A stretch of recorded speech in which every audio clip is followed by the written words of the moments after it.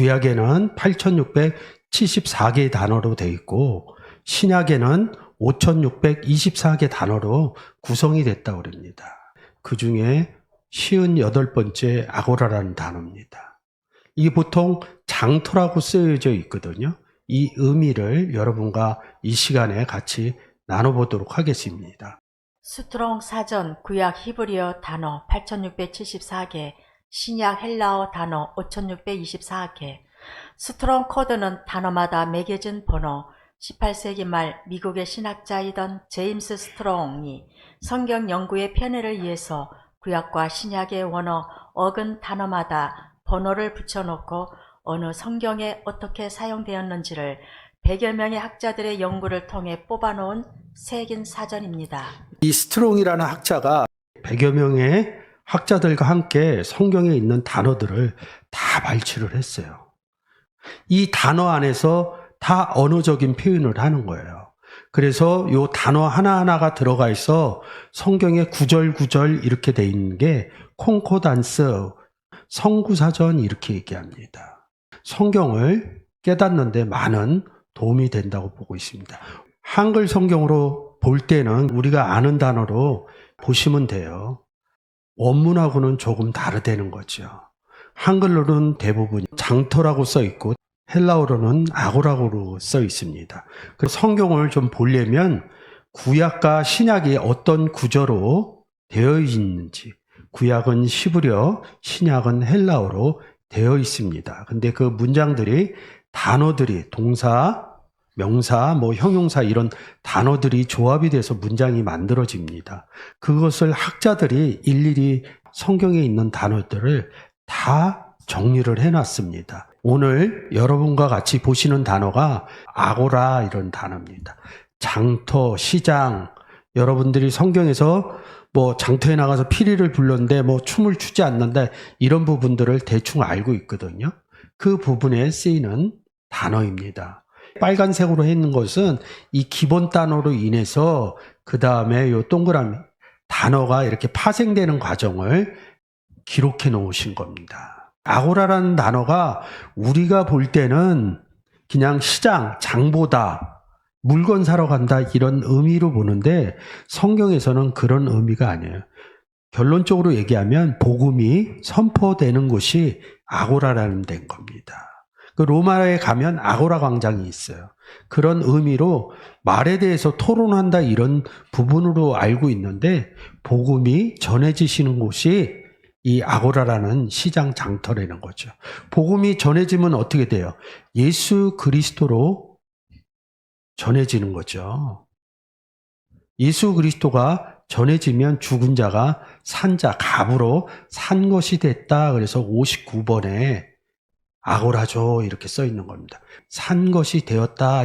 그리고 그 단어에서 파생되는 단어가 사, 고라죠 이럽니다. 속량, 구원, 구속 이런 의미죠.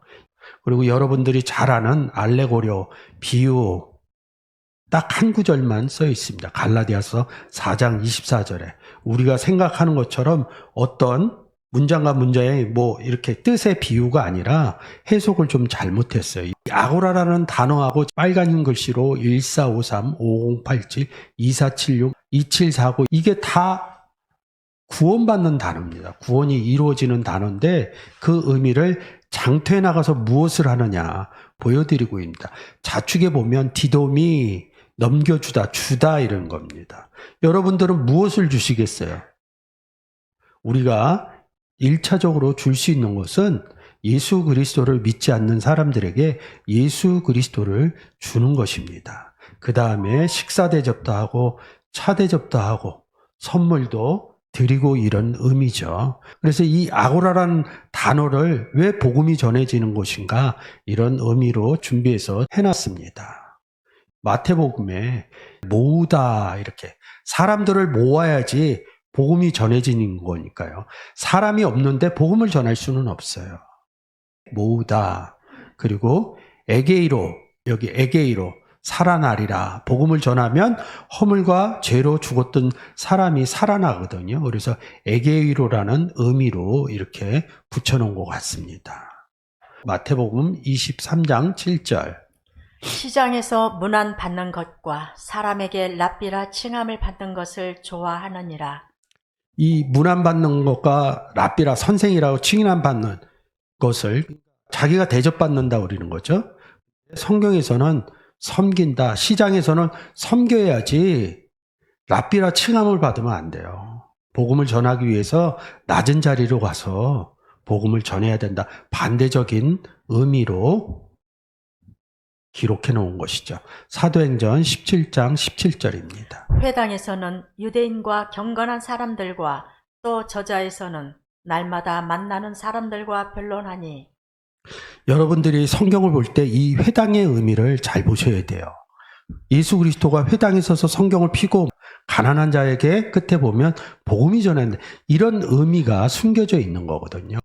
회당에서 저자에서 반복해서 회당을 아고라처럼 쓴 것이죠. 그러면 아고라는 회당과 같은 기능이 있다는 거죠.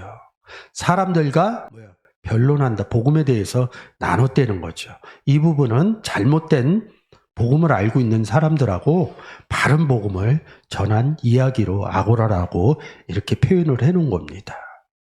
이 아고라라는 단어에서 제일 먼저 파생된 게 아까 58번이었죠. 지금 보시는 것처럼 아고라조입니다. 값으로 산 것이 되었으니 그런즉 너희 몸으로 하나님께 영광을 돌리라. 너희는 값으로 사신 것이니 사람들의 종이 되지 말라. 자, 우리가 어떻게 산 것이 되었어요? 에베소서 2장 1절이죠. 우리에게 아주 중요한 의미를 담고 있는 구절과 같습니다. 허물과 죄로 죽었던 너희를 살리셨다. 그러면 이 살리는 조건에 뭐가 있어요?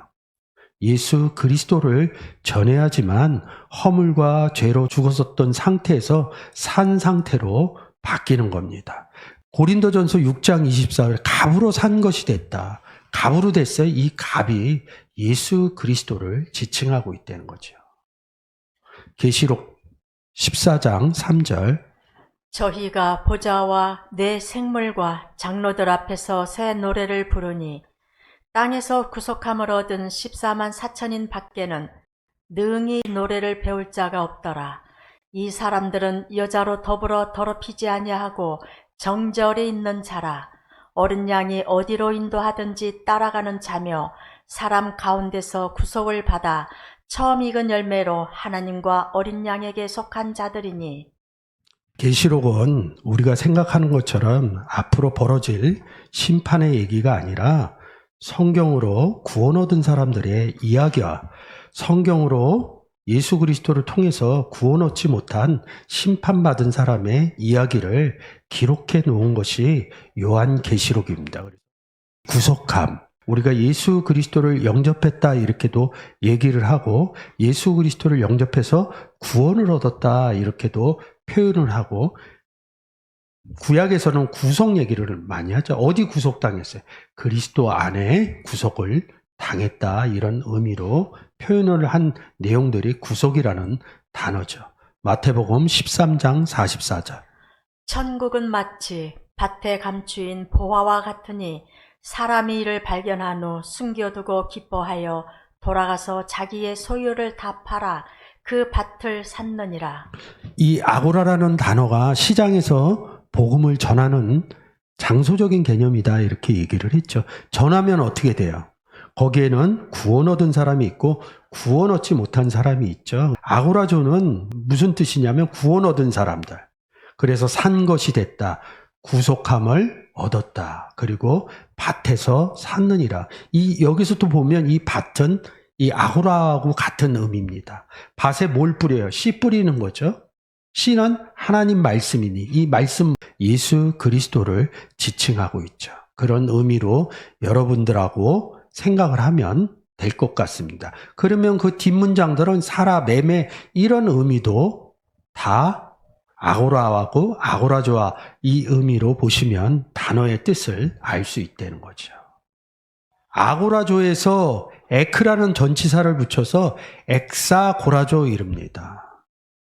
그리스도께서 우리를 위하여 저주를 받은 바 되사 율법의 저주에서 우리를 속량하셨으니 기록된 바 나무에 달린 자마다 저주 아래 있는 자라 하였음이라. 율법 아래 있는 자들을 속량하시고 우리로 아들의 명분을 얻게 하려 하심이라. 우리로 예수 그리스도를 영접해서 하나님의 아들이 됐죠. 그래서 우리로 아들의 명분을 얻게 하려 합니다. 이게 속량했다는 거죠. 구속 이 얘기하고 같은 거죠. 근데 요 에크라는 것은 누군가 갑이 된 사람들, 산갑이 된 사람들이 다시 또 에크했다는 겁니다. 내보냈다는 겁니다. 그래서 속량이라는 단어를 이렇게 쓴 것이고요. 그 다음에 아고라이스 이릅니다. 이 의미는 아고라저에서 산갑이 됐다 이렇게 구원 얻은 사람 얘기하는 거잖아요. 이 부분은 예수 그리스도를 전하면 구원 얻은 사람도 생기고 예수 그리스도를 전했는데 예수 그리스도를 받지 않는 그런 상태, 그 상태가 뭐예요? 받지 않는 심판받았다 이러니까 이 의미에서 재판날 이렇게 쓰는 겁니다. 아고라에서 벌어지는 일은 예수 그리스도를 전해서 구원 얻은 사람과 재판받는 사람이 동시에 나온다는 거죠.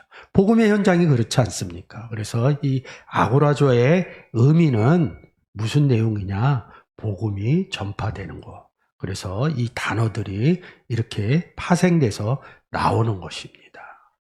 그래서 이런 뭐 참소한다 이런 거는 반대편에서 얘기하는 사람들.